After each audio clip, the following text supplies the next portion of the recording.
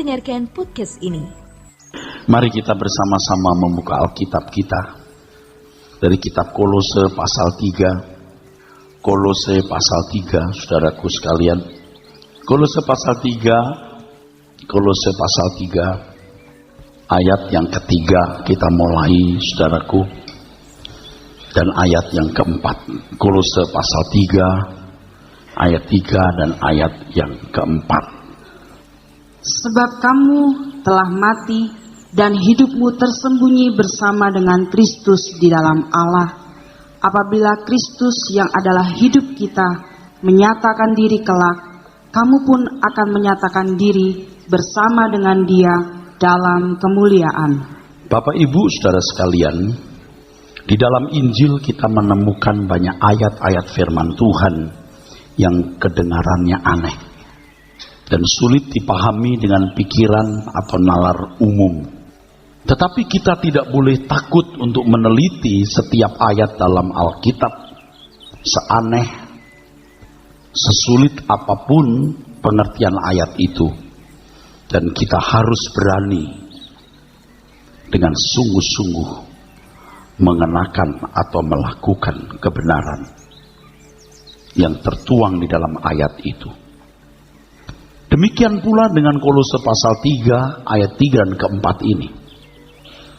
Firman Tuhan mengatakan bahwa kita telah mati dan hidup kita tersembunyi bersama dengan Kristus di dalam Allah. Apa artinya, saudaraku? Kita harus mengerti maksud ayat Alkitab ini. Sebab orang-orang yang sungguh-sungguh mengalami kematian di dalam Tuhan adalah orang-orang yang dimuliakan. Tidak ada kemuliaan tanpa kematian. Perhatikan Kolose 3 ayat yang keempat.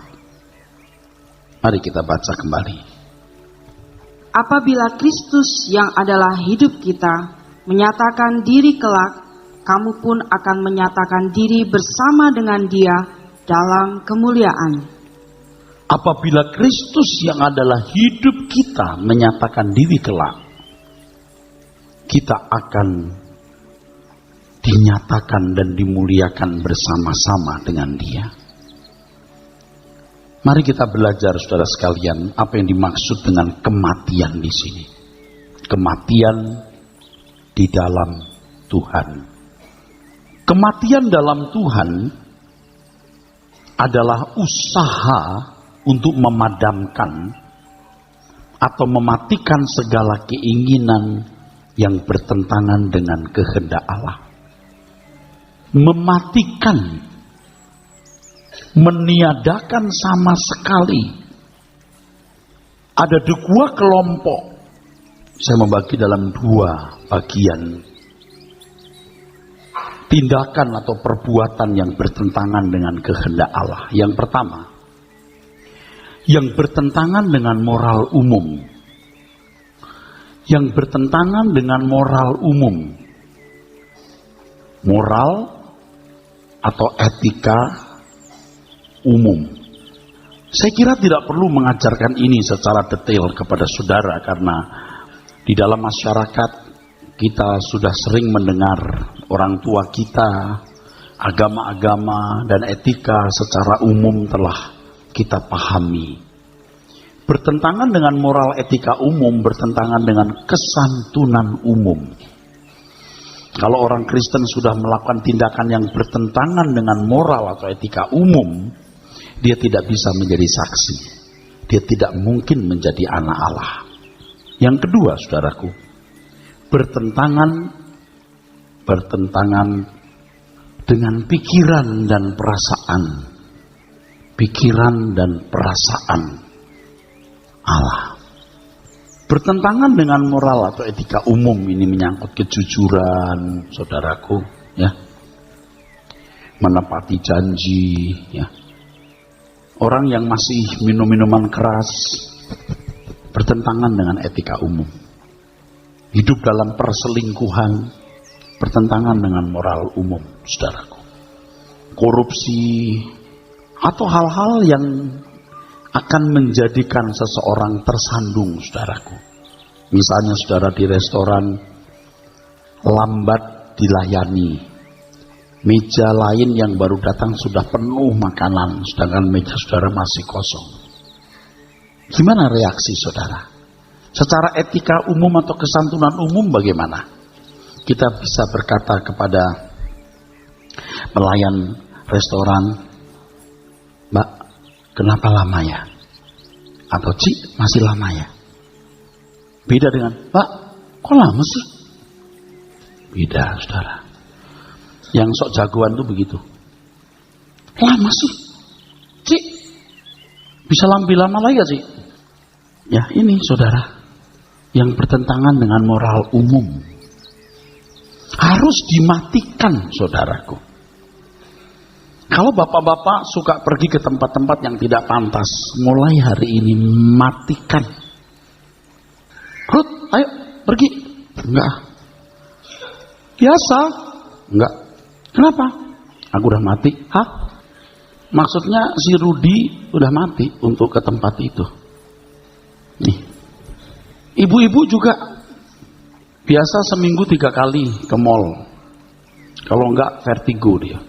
Bukan nggak boleh ke mall, tapi kalau tiap hari mesti ke mall, belanja terus, ini maunya apa?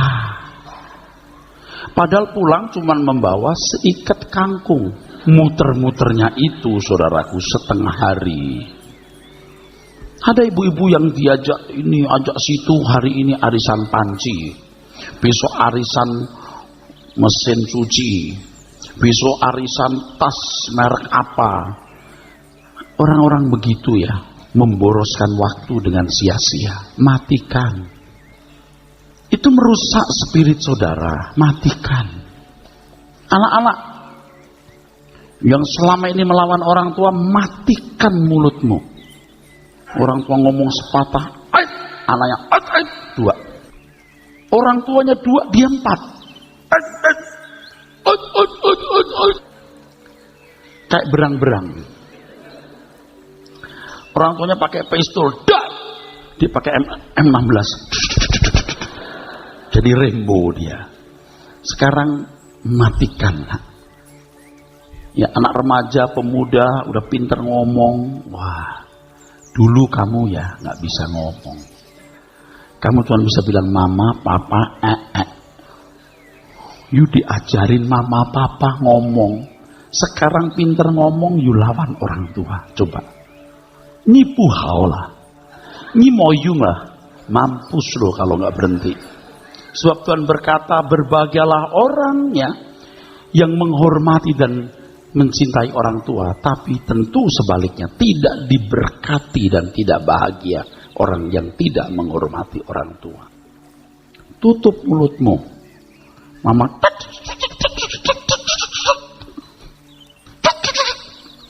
Mama bilang, kenapa sih nggak ngomong? Ngomong.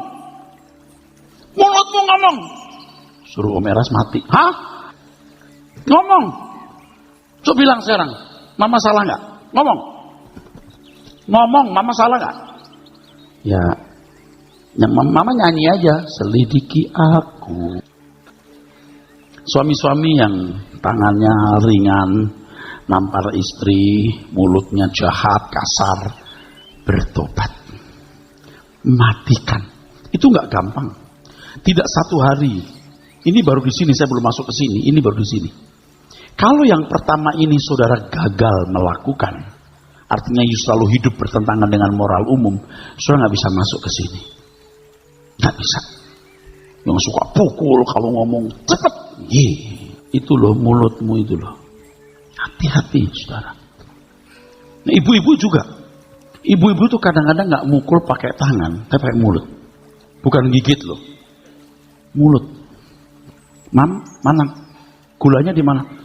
Tuh, matanya di mana sih? Kamu sendiri loh. Matanya dasar.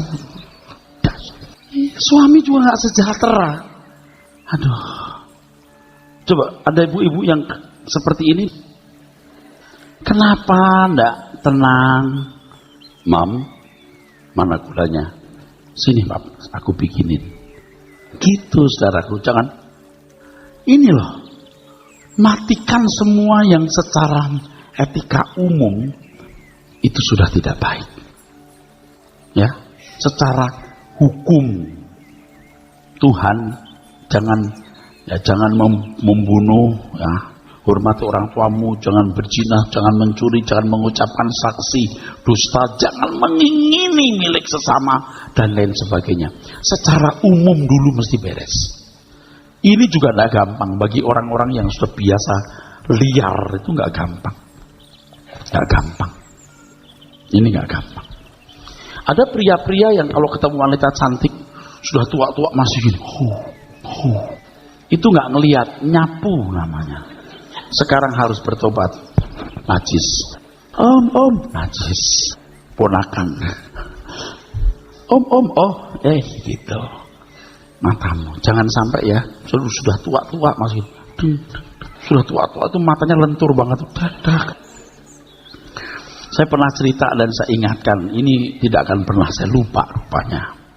Waktu saya masih muda, diundang khotbah di persekutuan doa. Habis khotbah, namanya juga masih muda, saya duduk di pojok. Wah, itu pesertanya persekutuan doa itu berdiri terus peluk-pelukan, cipika-cipiki, tak. Ya saya kan nggak kenal, maksud ikut cipika-cipiki. Saya diam ngeliatin. Saya lihat ada bapak-bapak udah tua. Dia begini. Dia cari nona-nona yang pioliang. Saya lihat jauh. Dia begini. Terus ada nona-nona cantik dia gini. Dia pegang, bukan pipi, hidung. Pok. Untung nggak kena bibirnya. Aduh, ini bapak dari jauh saya lihat. Tua-tua keladi. Makin tua makin kurang ajar. Tiung-tiung, wah lentur banget ini. Begitu mati, mata sebelah yang nutup. Tiung. Tapi bukan berarti nanti kalau ada orang mati mata sebelahnya tertutup berarti dia genit. Belum tentu. Mungkin waktu dia mati sakit mata, ya. Sebelahnya nutup, sebelahnya tidak. Tiung. Jadi begini. Kita harus berani mematikan, Pak. Kita tua-tua begini kita bisa bedakan mana cantik, mana geradakan. Tapi kita mau menyenangkan Tuhan, harus benar. Saya pernah potong rambut di Surabaya. Potong rambut. Yang potong rambut ngomongnya jorok-jorok. Om, alamatnya mana? Itu betul. Om nginep di mana? Terus ngomong jorok-jorok. Saya pura-pura nggak tahu.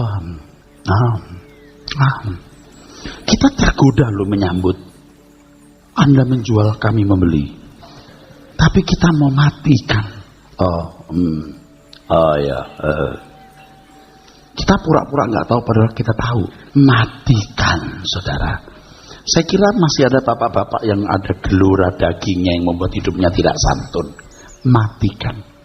Jangan hanya padamkan sementara waktu. Jalan sama istri, matanya bagus begini. Begitu gak ada istri, dia gak takut Tuhan. Oke. Matikan. Ada bapak-bapak yang dagingnya masih kuat? Masih? Ada? Gak ada. Puji Tuhan. Ibu-ibu senang ya Pak Eras ngomong khotbah ini, senang ya? Terus Pak, hajar Pak, habisi Pak. Emang gua sini mematiin laki lu, gua matiin dagingnya. Seperti saya berusaha mematikan daging saya. Kalau tidak mulai sekarang tidak bisa, Pak. Ini saudara, bertentangan dengan moral umum. Jadi pegawai negeri yang jujur walaupun Anda nggak kaya. Jadi karyawan yang jujur, ya, hormati pimpinanmu, setia kepada perusahaan di mana kamu bekerja. Jangan hanya karena gaji, tapi karena pengabdian. Tuhan berkata, ya, bekerjalah, lakukan tugasmu seakan-akan untuk Tuhan, walaupun itu di perusahaan yang memiliki bukan orang Kristen. Tuhan mengajar begitu. Secara moral umum harus benar. Bapak ibu yang kalau masuk kantor selalu terlambat, secara kesantunan sudah nggak benar, saudara. Kalau ada bos kerja, nggak ada bos baca koran, itu kan mental moral umumnya sudah buruk. Ya. Kalau berkendaraanlah yang baik. Dulu saya masih suka nyolong loh. naik masuk bus jalur Transjakarta, udah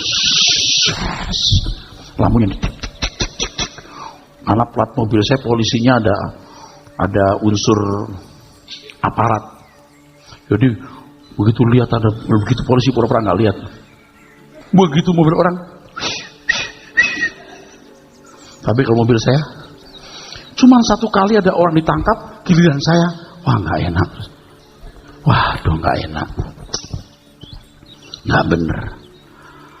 Sekarang udah lama sih, udah bertobat, jalan yang bener. Sopir saya beberapa kali masuk jalur busway, saya bilang, kamu kok di sini? Disuruh Pak tadi sama polisi. Itu boleh, emang disuruh. Jangan karena kita buru-buru dilarang U-turn ya, muter, karena buru-buru muter, udah nggak apa-apa demi pekerjaan Tuhan. Khotbahnya melanggar hukum terus khotbah, saudaraku sekalian, kan nggak bener. Ayo terus, biarpun muternya 200 meter, lebih baik kita di sana. Kesantunan umum mesti baik. Kalau orang antri, antrilah, jangan kita antri orang berkata, Pak mau cepet nggak usah, ini kasihan orang-orang ini. Kalau perlu ada orang buru-buru, sini Bu, anaknya kasihan, sini Bu depan, udah sini. Kalau perlu begitu. Kesantunan umum harus benar. Kalau ini belum benar, lucu saudaraku. Di jalan orang ajak ribut, nggak usah ribut. Sorry Mas, sorry Pak. Dia yang salah, dia yang melotot. Kalau dulu, sini gua culak loh. Sekarang, ya wes, Mas, sorry Mas. Oke, yuk. Lu yang salah. Yuk. Orang jadi bingung, dia nabrak terus kita. Yuk. Oh dulu nggak mau saya begitu, nggak mau. Lihat dari muka saja orang model begini. Dalam banyak hal, bercanda kita pun mesti bener. Itu kalau dengan teman-teman makan di restoran, rebutan bayar. Saya juga dibayari terus puhau ise. Ini tahu ngai puhau ise lah. Dibayarin terus nggak enak pekewo. Nah satu kali saudara, saya masuk restoran, ini banyak orang, banyak sekali. Mungkin di atas 20, itu kita pas lagi pergi keluar kota. Saya langsung taruh duit, udah makan. Ada satu di antara mereka, ibu-ibu suka bayarin dia. Datang, Cik, mana? Kembaliin. Nggak boleh gitu. Saya datang, Cik, lihat muka saya. Kenal nggak? Saya bisa tutup restoran ini. Pegawainya bilang, Pak jangan Pak, kita kerja di mana? Gitu loh. Mana muka saya mirip anggota DPR lagi. Waduh, dia saya bercanda, tapi yang terima serius. Ini encik ketakutan. Ya Pak, saya yang bayar. Sejak itu saya jatuh hati. Aduh Tuhan, aku tadi bercanda. Encik muka saya. Kenal nggak siapa ini? Kenal nggak? Enggak. Saya bisa tutup restoran ini. Oh iya Pak. Iya Pak. Sampai pegawainya berkata, Pak jangan Pak, kita kerja di mana? Aduh, bercanda aja nggak pantas gitu. Setelah itu kapok saya. Kesantunan kita pun juga rusak walaupun bercanda. Yuk kita belajar yuk, amin. Sehingga dimanapun kita berada, kita itu membawa keharuman. Saya sudah katakan tadi sebenarnya tidak perlu belajar. Tapi ada orang-orang yang mesti diberi contoh. Baru ngeh. Sebab pulang dari gereja, baru keluar pintu gerbang, berebut aja bisa lo celeng lo, bisa berantem coba. Padahal di gereja baru ke saudaraku. Kesantunan umum mesti bener, naik mobil yang bener, naik motor yang bener, lampu merah berhenti, jangan gak ada polisi, hajar saja. Jadi buta warna kabeh. Nah, sekarang masuk di sini bertentangan dengan pikiran perasaan Allah. Mungkin secara etika umum tidak melanggar. Secara etika moral umum baik, tapi di dalam perspektif atau sudut pandang Tuhan tidak sesuai dengan pikiran dan perasaan Tuhan. Ini saudara. Di sini dibutuhkan kepekaan seseorang. Yuk kita buka yuk Yakobus yuk. Kita baca kitab Yakobus. Yakobus pasal 4 ayat 13 dan sampai ayat yang ke-17. Yakobus pasal 4 ayat 13 kita mulai saudaraku. Jadi sekarang, hai kamu yang berkata, hari ini atau besok kami berangkat ke kota Anu, dan di sana kami akan tinggal setahun dan berdagang serta mendapat untung. Ya, nggak salah dong, nggak salah dong, tidak melanggar moral, etika umum, tidak merugikan siapapun, apalagi hukum Tuhan, tidak ada yang dilanggar. Benarkah ini? Teruskan. Sedang kamu tidak tahu apa yang akan terjadi besok.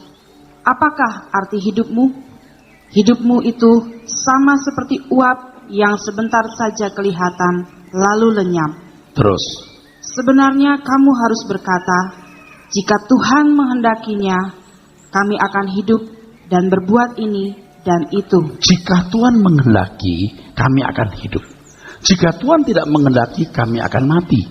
Jadi kalau Tuhan menghendaki kami hidup, kami harus selalu mempersoalkan, apakah Tuhan menghendaki apa yang kulakukan ini? Hidupmu seperti uap. Maksudnya adalah, jika kamu memperkarakan, mempersoalkan setiap keputusan dan pilihanmu dengan Tuhan, maka Tuhan akan membimbingmu, mendewasakanmu, supaya disingkat umur hidupmu, kamu bisa menjadi anak-anak Allah yang layak dimuliakan bersama-sama dengan Dia. Yang dimatikan bukan hanya hal-hal yang bertentangan dengan moral umum, tapi yang bertentangan dengan pikiran perasaan Allah. Kita merasa berhak mengambil keputusan, merasa berhak mengambil pilihan, dan bertindak sesuai dengan keinginan kita. Sebenarnya kamu mesti berkata, jika Tuhan menghendakinya. Ini bukan semata-mata untuk memuaskan hati Tuhan atau sikap hormat kepada Tuhan, tapi juga untuk keselamatanmu, because you don't know about tomorrow. Sebab kamu tidak tahu hari esokmu itu apa dan bagaimana. Jika Tuhan menghendakinya, kami akan hidup. Jika Tuhan tidak menghendaki, kami tidak hidup. Jika Tuhan menghendaki, kami akan hidup. Dan jika Tuhan menghendaki, kami berbuat ini, berbuat itu. Semua di dalam kontrol Tuhan. Semua dalam monitor Tuhan. Bukan monitor kontrol kita, saudara. Bapak Ibu pasti pernah menasihati anak-anak dengan kalimat ini. Atau paling tidak sebagian saudara. Dan kita pernah juga orang tua berkata begini. Nak, ingat ya, kamu di rumah orang. Betul? Kamu di rumah orang. Ingat ya nak. Kalau di rumah sendiri, tempat tidur mama sudah rapi-rapi, kita tiduri, boom. Buka kulkas, bread. Lihat coklat, jus. Potongan apel siapa? Jazz. Minuman. Di rumah sendiri. Di rumah orang, nggak boleh. Diem. Dia lihat ada kue bulan. Ada telur asinnya, nongol kuning-kuningnya. Ouch. Tapi ingat mama bilang, di rumah orang. Fit? Ya Tan. Ayo makan kue bulannya. Makasih Tante, makasih. Ayo ambil. Makasih Tante, makasih. Ayo. Iya deh Tante. Udah nolak 2 kali, ketiga dia jalan. Sambil dalam hatinya berkata, dia tahu apa yang ku mau. Di rumah orang ngobrol ketawa-ketawa, sudah ngantuk-ngantuk ini. Lihat tempat tidur, nggak bisa apa-apa. Dulu kita suka-suka kita sendiri. Tapi sekarang nggak bisa. Jika Tuhan menghendakinya. Salah seorang berdialog dengan saya, ini termasuk orang dekat. Dia bilang, Pak, sejak ikut Bapak kok jadi rumit hidup saya. Loh. Saya terus terang jealous, Pak. Loh, kenapa? Teman saya, Pak, mau pindah ke Singapura, Australia. Pindah ke Australia, anaknya mau kemana? Gampang gitu loh, Pak. Tapi kalau kita mau pindah ke kota, dia mau buka usaha di kota lain, masih maju mundur, Tuhan menghendaki enggak? Ya, itu benar. Saya berkata, itu benar. Sebab sejak kita menyadari siapa kita, aku makhluk ciptaan, apalagi aku anak tebusan. Berarti kita seperti di rumah orang, bukan di daerah tak bertuan. Sebenarnya di rumah pun kita juga harus tunduk kepada orang tua anak-anak. Ada tuannya, tidak boleh suka-suka kan? Apa ada anak yang pulang nggak bilang, pergi nggak bilang? Kita sering dengar orang berkata, kamu bisa hargai orang tua nggak? Kamu bisa hargai orang tua nggak? Orang tua masih hidup, pergi bilang, pulang kapan? Gitu kan. Apalagi Tuhan yang menjadi majikan rumah yang besar ini. Dulu kita liar. Sekarang yuk jangan liar lagi, saudara. Ayo kita jangan liar lagi, saudaraku. Dulu kita suka-suka, sekarang tidak boleh. Kita selalu berkata jika Tuhan menghendaki. Jika Tuhan menghendaki. Karena kita mau menjadi anak-anak Allah yang dimuliakan. Jika Tuhan menghendaki, artinya semua keputusanku, semua pilihanku harus sesuai dengan pikiran perasaan Tuhan. Filosofinya adalah the Lord is my law. Tuhan adalah hukumku. The Lord is my law. Tuhan hukumku. Makanya kamu telah mati. Hidupmu tersembunyi bersama dengan Kristus dalam Allah. Jika Kristus adalah hidup kita, Dia menyatakan diri, kelak kamu pun akan menyatakan diri bersama dengan Dia dalam kemuliaan. The Lord is my law. Hanya orang-orang yang mati di dalam Tuhan, menghidupkan Tuhan di dalam dirinya, sehingga bisa berkata, hidupku bukan aku lagi, tapi Kristus yang hidup dalam aku. Orang-orang yang dimuliakan. Ini kualitas tinggi, saudara. Value orang percaya atau manusia itu di sini. Kalau value menurut ukuran manusia kan harga baju, perhiasan, merek tas, mobil, rumah, penampilan, itu akan lenyap dibakar api. Tetapi value orang percaya ketika setiap langkahnya sesuai dengan pikiran perasaan Allah. Hidupku bukan aku lagi, tapi Kristus yang hidup di dalam aku. Tiap hari kita belajar, saudaraku. Nggak bisa cuma sepotong hari Minggu kita ke gereja. Tidak akan berubah secara signifikan, saudara. Kalimat berikutnya, ayat berikutnya.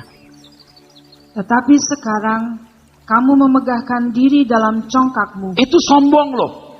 Masa Pak? Itu kesombongan. Ketika kamu tidak mau tunduk, itu kesombongan.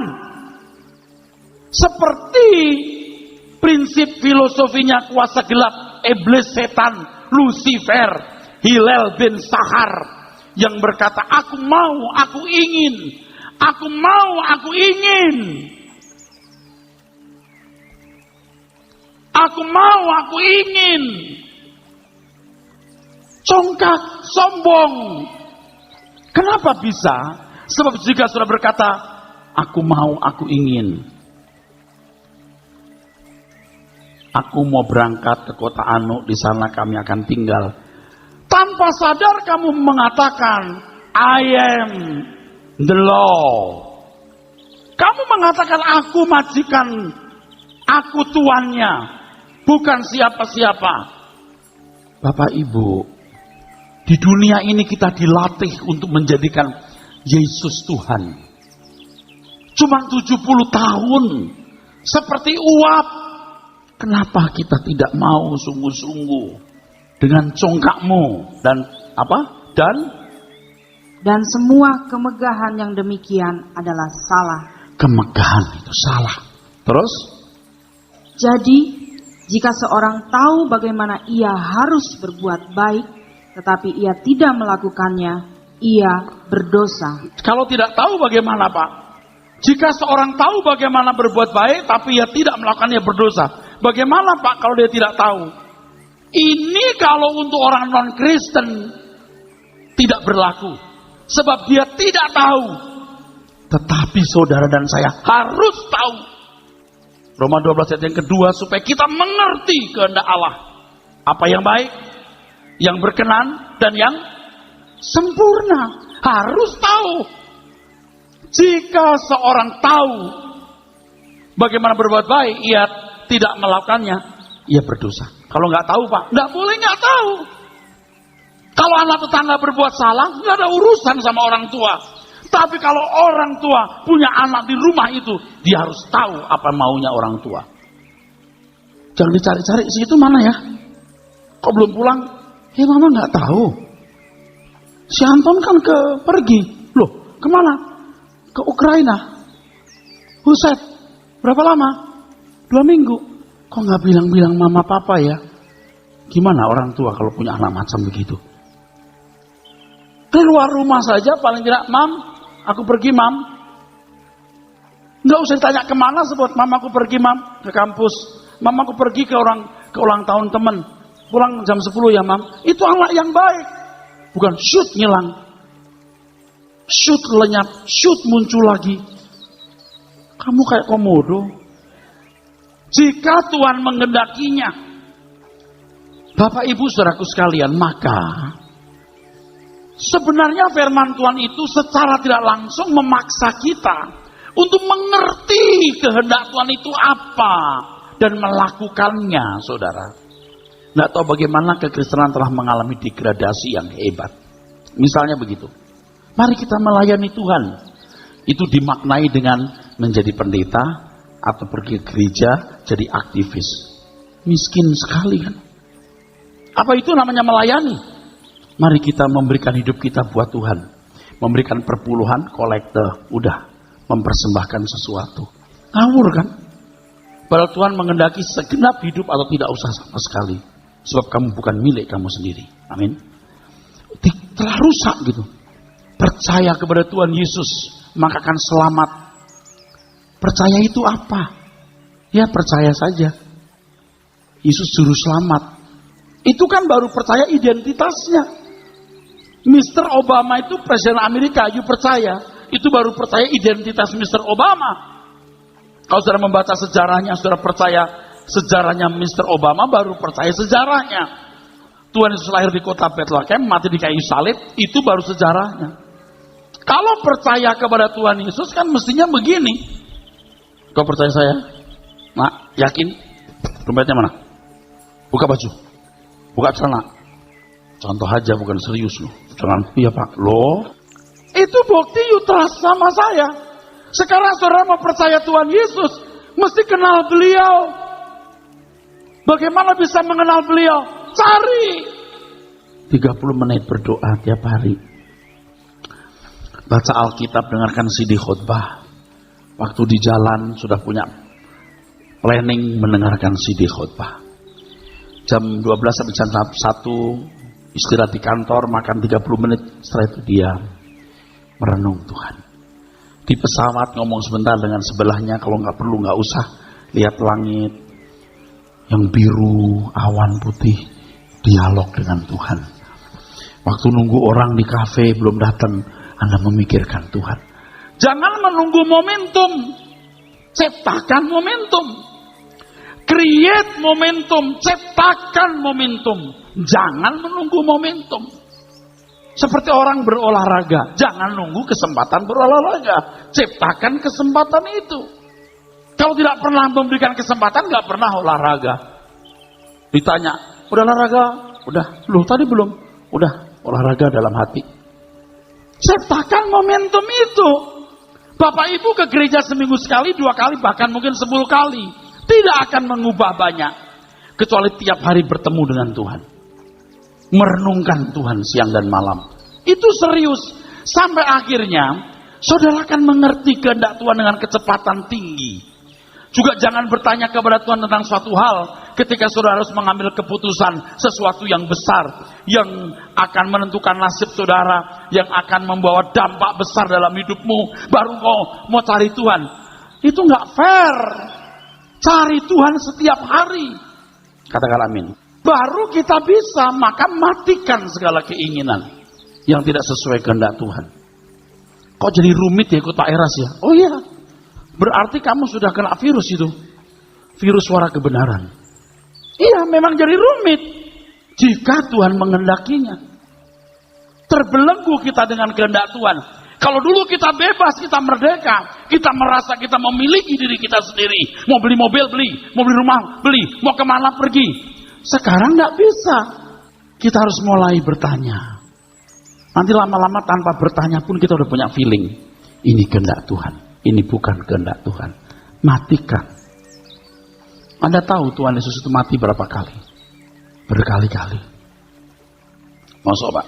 1. Ketika dia meninggalkan kemuliaan. Beliau pernah ada.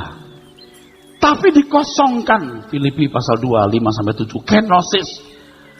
Dikosongkan. Dihilangkan kesadarannya. Dilucuti kemuliaannya. Nol budol. Seperti mati.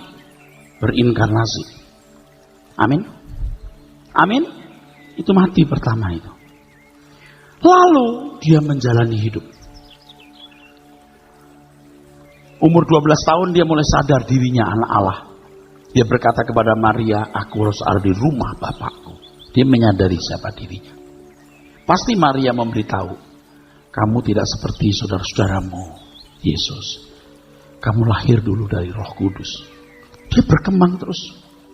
Umur 30 tahun dia dibaptis oleh Yohanes Pembaptis. Yohanes sudah menolak. Aku yang mesti Tuhan baptis, bukan Tuhan yang saya baptis. Biar kita memenuhi kehendak Allah. Tuhan Yesus menyamakan diri dengan manusia dengan komitmennya melakukan hukum. Seperti banyak orang. Tapi itu belum membuat ia sempurna. Masih ada satu langkah lagi. Bagaimana melakukan kehendak Allah. Kalau baptisan Yohanes itu di sini. Yang ini hanya Tuhan Yesus yang bisa melakukan. Dan orang percaya yang sungguh-sungguh. Tuhan punya keinginan juga. Waktu ditangkap di Taman Getsemani, Tuhan berkata, kau pikir aku maling? Kau datang dengan pentungan. Kau pikir aku tidak bisa minta malaikat turun? Dia sadar dia anak Allah, dia punya kuasa, dia punya hak. Dia bisa membawa malaikat turun. Dia pun punya kehendak. Maka dia berkata, kalau boleh Bapa, cawan ini lalu daripadaku. Tetapi dia mengakhiri dengan kalimat, bukan kehendakku yang jadi Bapa, kehendakmu lah. Dia mematikan keinginannya sendiri. Dia membunuh. Dia mematikan keinginannya sendiri. Supaya kehendak Allah bisa terwujud dalam hidupnya. Udah 2 itu. Yang ketiga, dia mati betul di kayu salib. Ikut Tuhan Yesus berarti harus ikut dalam kematiannya. Ini kematiannya. Nanti saudara akan punya hati yang limpah terhadap orang lain. Kasih terhadap sesama. Dan merindukan langit baru, bumi baru, saudaraku. Makanya begini saudara. Dimanapun kita berada. Kelakuan kita itu seperti Tuhan Yesus. Sehingga orang tidak melawan Tuhan Yesus. Tuhan berkata yang tidak melawan kamu, di pihak kamu. Mereka tidak pernah menjadi orang-orang yang selamat. Artinya dikembalikan ke rancangan semula. Mereka tidak pernah masuk anggota keluarga kerajaan Allah. Dimuliakan bersama Tuhan Yesus. Tapi kalau mereka tidak melawan kamu, mereka dihakimi menurut perbuatan, bisa masuk anggota masyarakat kerajaan itu. Tapi kalau saudara bukan menjadi anggota masyarakat, dimuliakan bersama Tuhan Yesus. Very different. Kalau 8 tahun yang lalu saya mati, mungkin saya nggak masuk surga, saudara.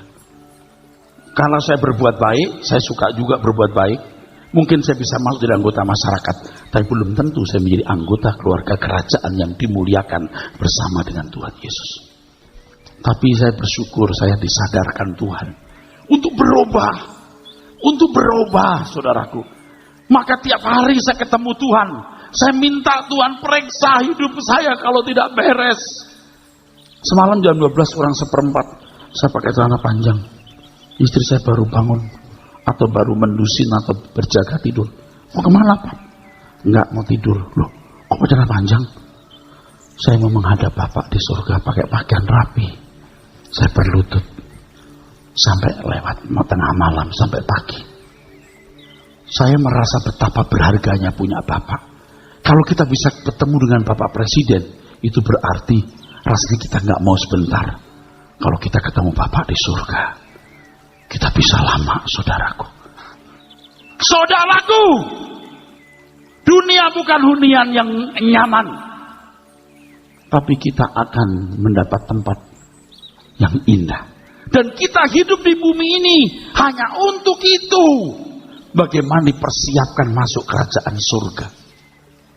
Hidupku bukan aku lagi, tapi Kristus yang hidup di dalam aku. Ini yang menjadi kerinduan kita, saudara. Amin, saudara.